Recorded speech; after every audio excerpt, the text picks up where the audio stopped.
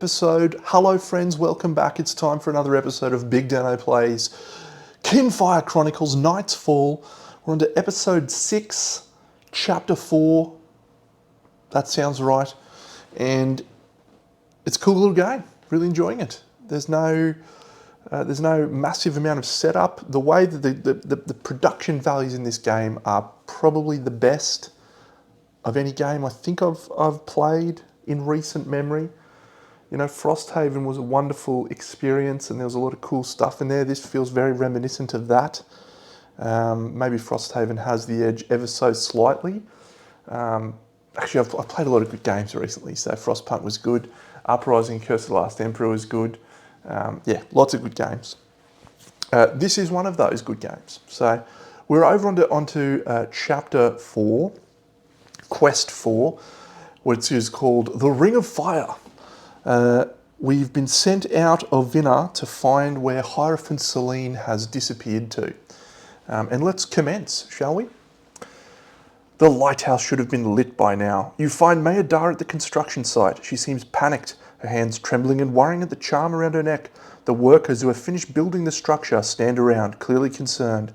There's no time to lose, Dara tells you. Hierophant Selene. She should have arrived yesterday with an ember from the great lighthouse, but there's been no word, no sign of her, and now a starless night is falling. She looks out towards the road to Dinlux. Only the Hierophant can light the Kinfire beacon. If she's not here by nightfall, we could all be lost. Wasting no time, you gather your gear and head for the road. You must find the Hierophant, your Vinna's only hope. Cool. It's already midday and you've encountered no one on the road to Dinlux. It's unusual. No merchants or traders, no farmers with carts, no travellers of any kind, and there's no trace of the Hierophant. A hot gust of wind suddenly cuts through the cold air, whipping around you, bringing with it the acrid smell of smoke. You rush to the crest of the next hill. On the other side of the hill you find the forest ablaze and a road blocked by burning wagons. Among the wreckage you see the bodies of the Hierophant's guard. The wagon explodes into fiery splinters. You see something inside. Glowing embers glaring at you through the flames, some kind of growling beast. A chill breeze clears the smoke, revealing an elven woman in priest robes. She reaches out a hand towards the creature, white frost spreading from her fingertips. I've had quite enough of you. Asha spots something of interest. Take memory 4A. I will take memory 4A, thank you. That's an overlay. Memory 4A. Asha discovered an icon of Ziva on the body of one of the Hierophant's fallen guards. By tradition, such an icon should be returned to the owner's family. I shall. So we skip over to 4-4. A cyclone of frost bursts from the woman. The creature in the fire freezes, ice crackling across its form before it shatters like glass. The brunt of the blast misses you, but the cold air still cuts through you like a knife. Each seeker must flip 3 cards, gaining 1 exhaustion for each non-red card revealed. Wow, that is terrible. Welcome back. It's exciting. 3 cards. That's not red. That's not red. That is red. So 2 exhaustion over here.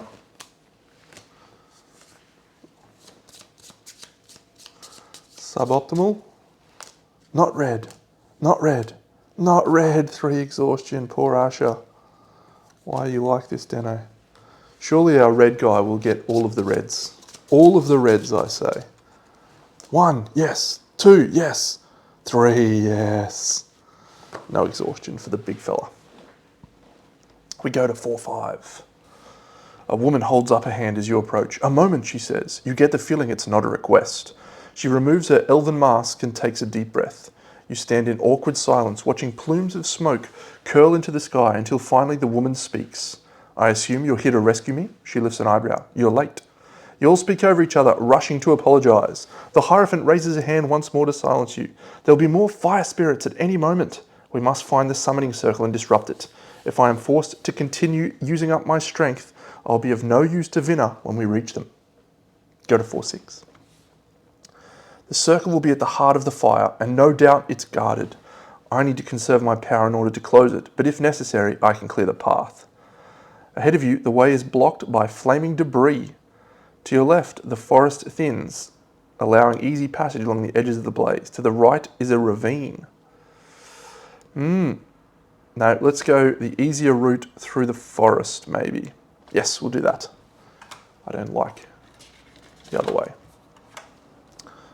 You take the path to the left, following Celine through a sparser part of the forest. The widely spaced trees have slowed the fire, but smoke from the encroaching blaze still stings your eyes. A parcel of deer suddenly bounds from the brush. These deer don't appear to be cursed in any way, but they do seem to be headed right for you, and fast.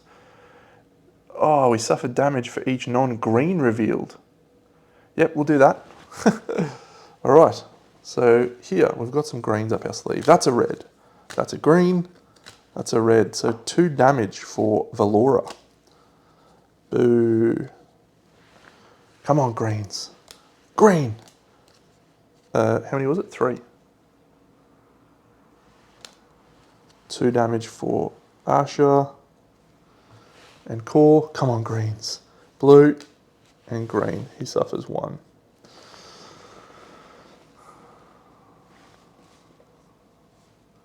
I gotta flip 1 more, don't I? Green. I was thinking I had to flip 2. After the stampede, Khor notices flickers hovering over a hollow beneath a fallen log. Go to 4-8. Wait, says Khor. They lift a hand and then gesture to a fallen buck beneath a log in the clearing. It groans and thrashes in pain. Come, we must push into the circle. Khor ignores her and kneels next to the buck, running a hand along its hind leg. Just a sprain, I think. They help the buck stand up and watch as it takes a few unsteady steps. The creature turns and locks eyes with Khor before trotting away through the trees. A new friend, Khor says softly. Take memory 4C.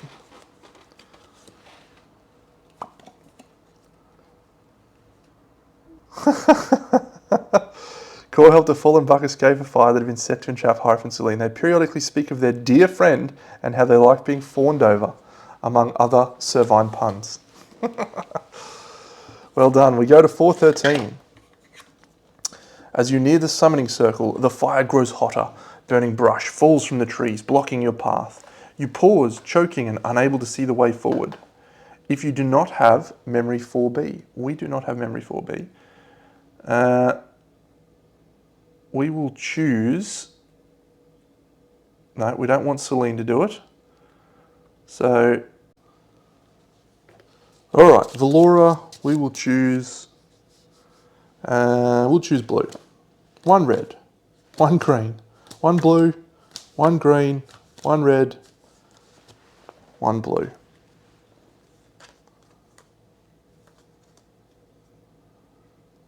So we're taking 4 exhaustion. That is terrible, Deno. Here, let's choose green. 1,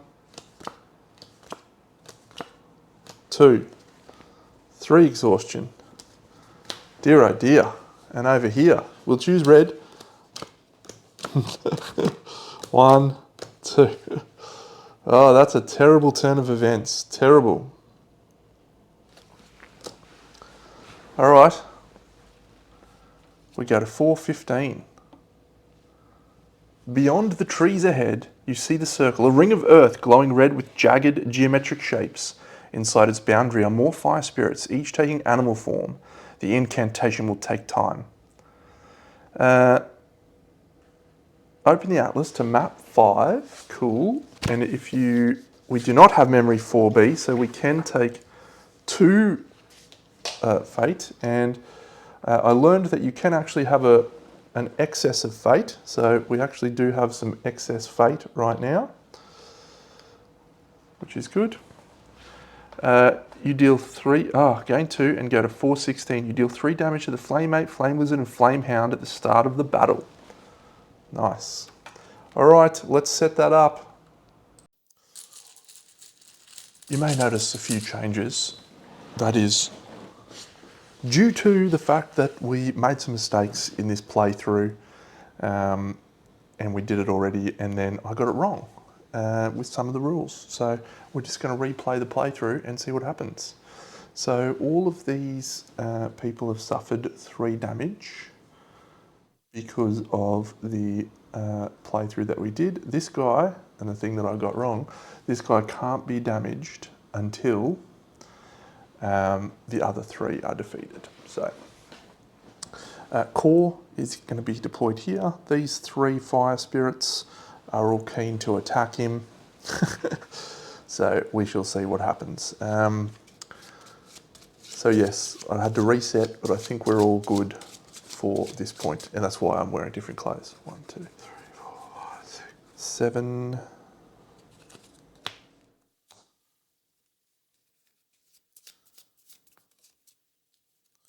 Coup de grace. Ooh, Valora's bow, that's excellent. 1, 2, 3, 4, 5, 6, 7. Some exhaustion in there. Oh, look, there's no action cards. I think you have to 2, 3, 4, 5, 6, 7. Redraw. That's much better, Deno. Does this have action cards? Loyal Arrow and Valora's bow. Very good. All right, so yes, I was fortunate enough to learn some lessons from the last playthrough, and we will improve as a result of that. 1, 2, 3, 4, 5, 6, 7. Okay, we've got Taunt, that's amazing. We've got Bait the Trap, that's amazing. All right, this is looking like a promising start.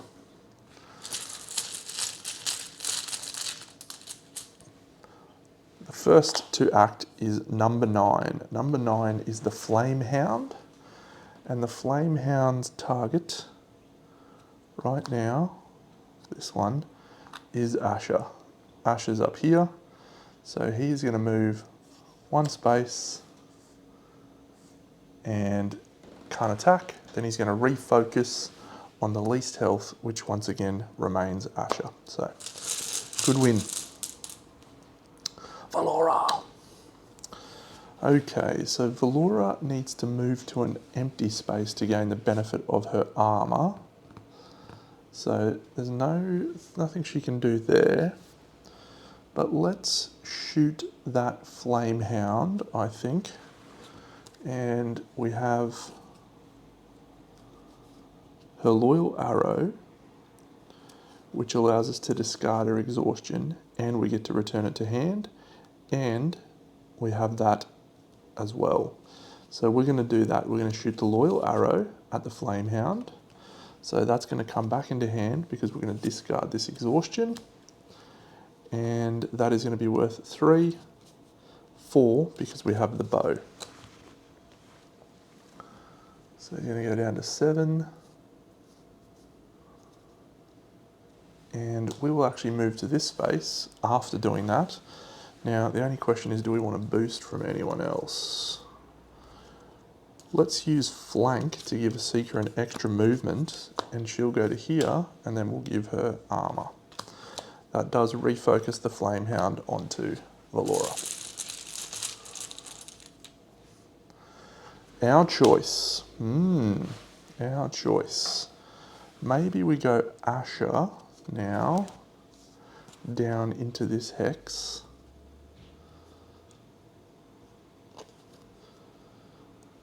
Because that target we can coup de grace. Yep, I think that's our play, so we'll use Asha. Coup de grace is a wonderful card that we've seen on many occasions. And that just means we can walk down here and we can execute the Flame Hound. Execution. So we'll go, the 9's already gone, so we're going to give that to there. Put the 8 here. Put the 11 and the 10 can go here. Good one, Deno. Oh, look at that. They've got numbers on the other side. I wonder what that's for. Maybe that'll be for AI. All right, so that guy is defeated and his token goes over here. Good work, Asha. Number 8. All right, so it's the Flame Ape and his target is Khor. So he is going to use an attack 4. He's going to move 1 space. He's going to then refocus on the most armor, which continues to be Khor, and that is him done. our choice again. So the Flame Ape, oh, sorry, when we defeat the this guy, it says, if the Flame Hound is defeated, discard all statuses from the Flame Lord and place overlay 4C. Overlay 4C goes down the bottom. Okay, so does Khor have a ranged attack in hand right now? He does. Aftershock.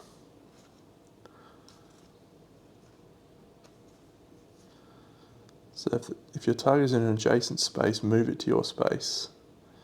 Yep, so we're actually going to do that. We're going to taunt. We're going to move this guy into our space. And then it's going to do 0 damage, but we gain 2 armor.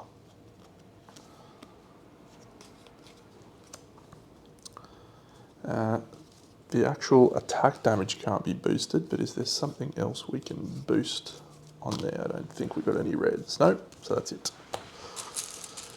Khor was probably the right choice there. 11. So 11 is this one. The Flame Lord refocuses. So his target is Khor. He cannot move his starting space by any means. So he does a ranged attack targeting everyone, but he can't hit that space.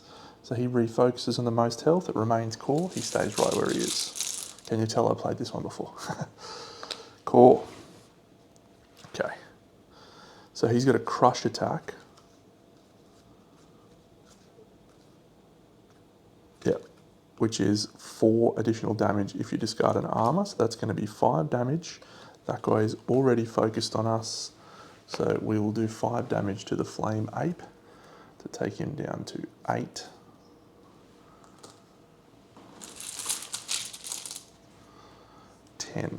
So 10 is the Flame Lizard. He's going to move up towards Khor, which is his target, and that's it. Khor again. Okay, this is looking promising. So we're going to use Aftershock. Yeah, so we're going to move to here, and we're going to do Aftershock, which is a green. And we're going to discard an armor card, and that means that it targets every other enemy in range that we target. So we're going to go here and here. It's an attack 2. It's a green, so let's see if we can get a boost. No boosts there. That's blocked for another Seeker. Yep, so we will use a move for another Seeker. So we'll move him back into that Hex. So that's going to do 2 damage to both. 1, 2, and 1, 2. And it's also going to stun. So let's have a look at the icons that have gone. So 9, 8, 10, 11. So 8, 10, 9, 11. All right, so we'll just go 4, 5, and 2, 3. Valora. Okay. So I think Valora has to go into here and take a hurt condition, which she will. However, and this is glorious, we're going to give Asha an armor. She's then going to discard that hurt condition to shoot her loyal arrow into the Flame Ape. And that does 3 damage on the Flame Ape, but it then comes back into hand. It goes to 4 damage because she has her bow. The Flame Ape's down to 2. And that's pretty promising. Khor again. All right, this is maybe getting a little bit too good. All right, so Khor's got Bait the Trap. So he's going to move 1 space to here. He's going to play Bait the Trap, which is 2 damage. Unfortunately, that's going to leave him with no cards in hand. So he's going to discard those, and because of his exhaustion, he's going to suffer 1 damage. He's going to go back to 3 armor. He's going to draw back up to 7, and he's going to flip his lantern. 1, 2, 3, 4, 5, 6, 7. Good. But that kills the Flame Ape. which is that one. It goes away. And then because we've defeated the flame ape, we would discard all status conditions from him, but he doesn't have any on him. So we will put the 8 over here, we'll put the 1 here, we'll put the 2 here, we'll put the 3 here. And then that goes away. It's all happening.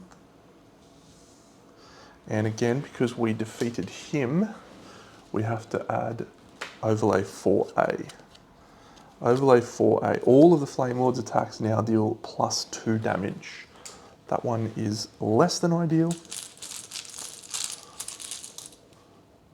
Okay, so it is the Moonlight, and it is going to target Khor. So it's now 6 damage plus a hurt. So he's going to block 1, 2, 3. So it's 6 damage, so we're down to 3. And then I think we've got a block here for another Seeker. Yeah, we can block that for 2. So it's down to 1 damage on Khor. Pretty good, pretty good. The 1. So the 1 is this one, which means it's stunned, which is good, and he'll move to here. So he is adjacent to us. All right. Come on, Asha. Asha. She can't do anything. Have you got a range attack, Ash? Negative. So she might move into here and suffer a hurt condition. Oh. And then she will draw a card. Cool. 7. So 7 belongs to this one. So the Flame Lord is on Khor. It's a 2 attack. It does a hurt and a stun. So the hurt and the stun, unfortunately, we're going to block the attack damage with our armor. We've got our Sweet Balm, that's nice. All right. Do we want to give a Seeker the ability to draw a card? That one is, well, any cards at the start of your hand yet. We will give him the ability to discard that stunned card, blocking that. Boost. A 2.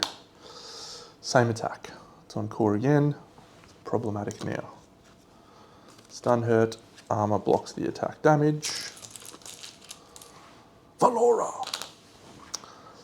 Okay, so Valora will shoot this little flame lizard. She has no stuff there, so it's just going to be an attack 4. The flame lizard will then focus on her. 4 damage, so he's down to 3. Can we boost that attack? That one's over there. No boosts there, but we can boost it here. So yeah, we'll boost it. So he's down to 2 health. Khor. All right. So Khor, he's going to suffer 1, 2, 3 damage. Suffer 1 if you did not, discard 1. Yep. So he's going to go 3 damage, and he's still got 2 of those in his hand. So he's down to 8. I think his best option is to Earth Blood Vial. You and each other Seeker in your space gain an armor. Then he's going to use his Sweet Balm, which is restore 4 health to himself. That goes away. So he's going to go up to 12. And then, unfortunately, he does not have an action left. So he's going to discard his hand, which is all of that. He's going to suffer 1 damage from the exhaustion.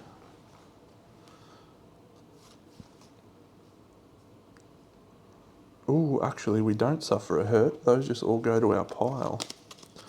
But we do lose 1 of our tokens from the bag, except there's none of our tokens in the bag, so that's good. So we actually don't suffer that damage. and we go back up to 3 armor. Our lantern's already flipped. 4, 5, 6, 7. Okay. So we still have an action. We've played 2 free actions. Yep, we'll just use our defending blade, which is 3 damage and gains us an armor to defeat this little guy. He's out of here. It's time for the big boy. All right, so we can fight this big guy now. We've got 4 armor. Khor's still the target because he's got the most health. And all of these are going here, and all of these are going here. All right. Asha. So, Asha moving into the middle seems like a really bad choice, but oh, we need to add the final overlay, which is this one, which is bad. We can do a sneak attack. So she's going to suffer a damage from the hurt condition.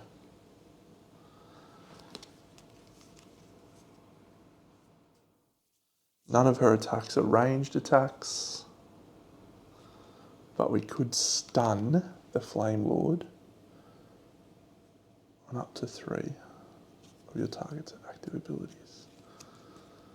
So maybe we'll move in and stun using this blinding flash. It's only 1 damage, but it does mean that everyone else is going to gain +1, but she suffers 2 hurt as a result of that.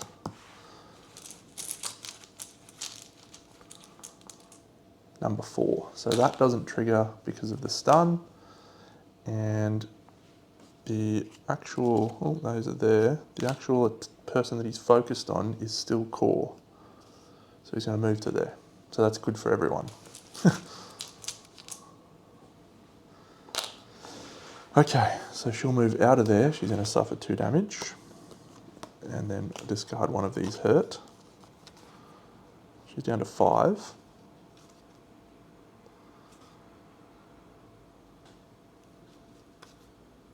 She will use this sneak attack, which is going to do 4 damage. So he's down to 15. And then it's +3 if the target is not focused on you. And then we're going to play Scorpion Strike, which we can do. You may immediately play this action afterwards. So we will do that, and we will do another 2. 1, 2, and we'll see if we've got any boosts there. I don't think we do. No. Over here. Where are your cards here? That's a negative. Alrighty. That is actually, oh, that was supposed to go there, so that's good for us. That means we get to choose who it will be. I think Valora goes again with the loyal arrow, which is going to prioritize. Yeah, so she's going to go with the loyal arrow, which is 3. We're going to discard a card to bring it back into our hand. So it's 3, 4 because we have the bow, 5 because Asha is in that square, so we're at 8. And then that causes him to refocus onto her because it's a angry attack. She's then going to move to here, which is an empty space, and that's it. All of these are now going back in the bag.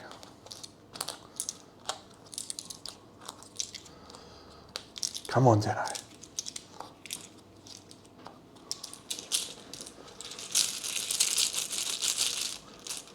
Alrighty.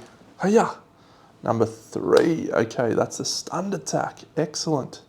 So he's going to move towards Valora, but he's then stunned and he can't do anything. Valora! So she probably just goes the same deal, which is loyal arrow, which is 4 damage.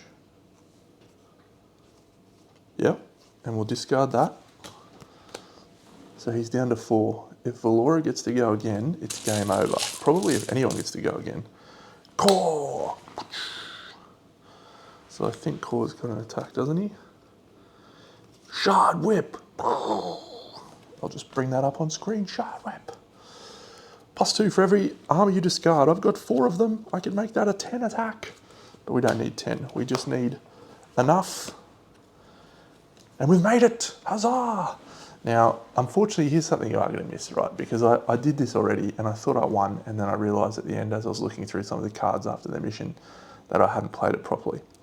And I was disappointed because what you're going to miss is something that's super cool.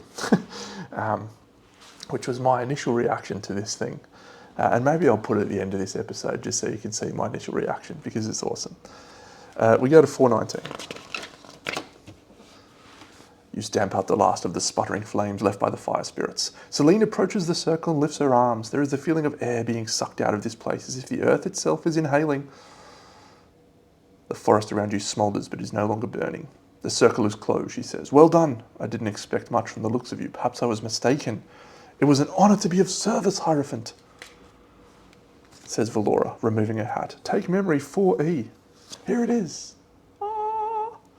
She's very proud of us. Thank you, Hierophant. I'm very proud of you. Go to 420. We make haste back to Vinna. The crowd has gathered, but we save them with the lighthouse. It's all wonderful. And then we go to 421, and then Vinna is saved. You can read that yourself. I've already read it. I don't want to read it again. We go to 422. The people of Vinna are singing a song. It's all wonderful. We go to here, and we don't accept any of their coin. We gain an extra 1 for both Khor and Valora. Actually, I think Valora got 1 already. Yep, cool. And then, because of this, we go to 425. And this is the thing that we missed. Gain 2 coin. Excellent. Gain level up pack 1. So what you've missed, which is quite exciting, and this, take the Dinlux pamphlet in this quest, open up the welcome box and look under the plastic insert tray. There was this fucking map. There was this whole map that I had absolutely no idea it even existed. And it's unreal. Look at it. Look at that. It's so good. So anyway, that's something that was in the box the whole time, and I had no idea. If I was a D&D player, I'd be frothing this. So anyway, I'm going to cut in my original reaction to that because it happened on screen, and I had no idea it was going to come. And there's also this little pamphlet as well, which tells you all about it, which is just glorious. It's got such nice production values. Anyway, so we've made it. We've made it to Dinlux, and we've got 4 actions. And we're going to do that at the start of the next episode. But we've got prompt Q5, which is this one, which is called a perilous passage. Sometimes we get things wrong, friends, and that's okay. I try to redo them when I can, and that's what we've done here. But one of the things we're going to do is rest, but we'll talk about that at the start of the next episode, which will probably be very soon. I'll catch you all then. Big Deno out.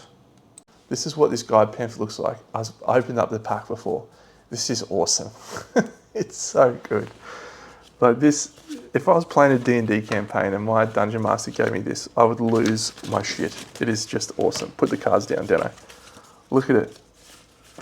Look at this. It's unreal.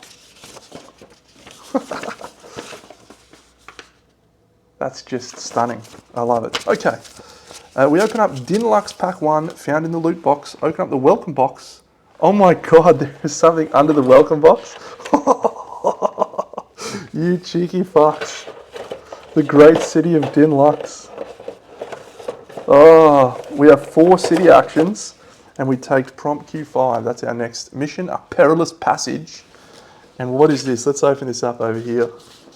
Oh my god, the city of Dinlux.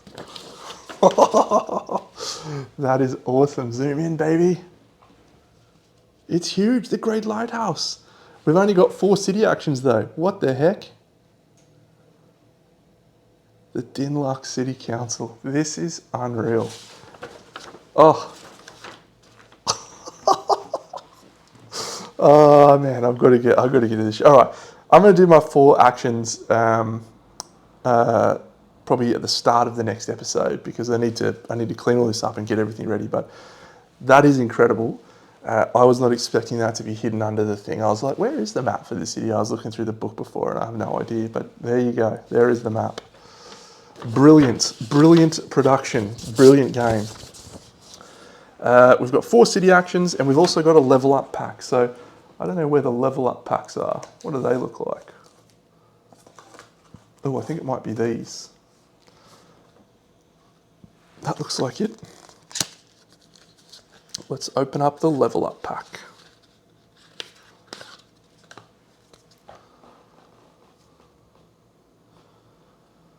Oh, it's little stories for each of the characters. Ah, that's so cool.